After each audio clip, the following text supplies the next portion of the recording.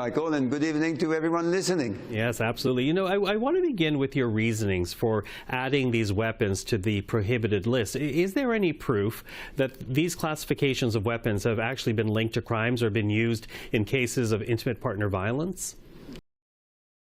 Well, proofs, yes, of course. You just mentioned 35 years ago, but we saw similar guns, assault-style rifles used in New Brunswick, in Nova Scotia, just a few years ago, in Collège Dawson in Montreal about 10 years ago, in my own city, in Quebec City, in the mosque in 2017. These have devastating impacts on communities and on families. And besides that, the vast majority of people impacted by armed domestic violence are women.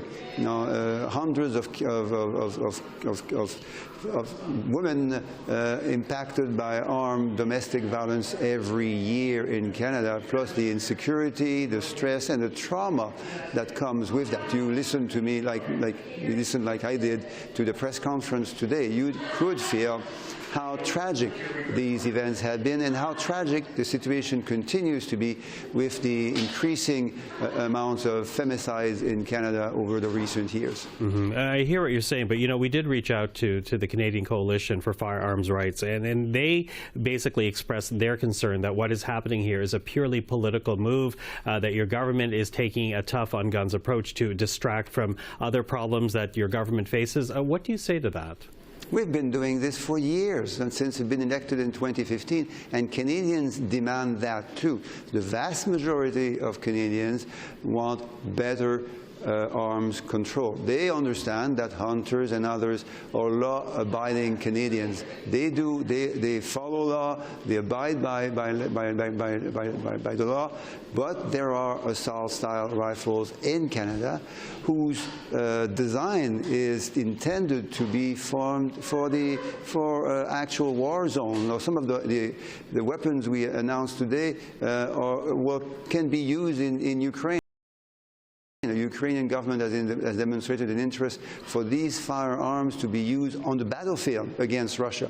They have no place on our streets in Canada, in our homes either. That's why we have, the RCMP has identified them as needed to be prohibited. Now, your amnesty period extends to October of 2025, but of course by then there could be a change in government. Are you moving too late if you actually wanted this legislation to have a lasting impact? Well, we've been investing in arms control and protecting Canadians and supporting the security of our towns and cities for many, many years. Now, you are correct. In the next few months, in a year, in 5 years, perhaps in 10 years from now, there will be a new government. The Conservative Party, in particular, and the Conservative leader, Pierre Poilievre, need to tell Canadians whether they would want to bring us back. This is progress that the vast majority of Canadians is supporting. Pierre Poilievre needs to say clearly whether he would like, if he had the opportunity, whether he would like to bring us back in a world where there would be less security, and in a world in particular where assault-style rifles would become legal again. Now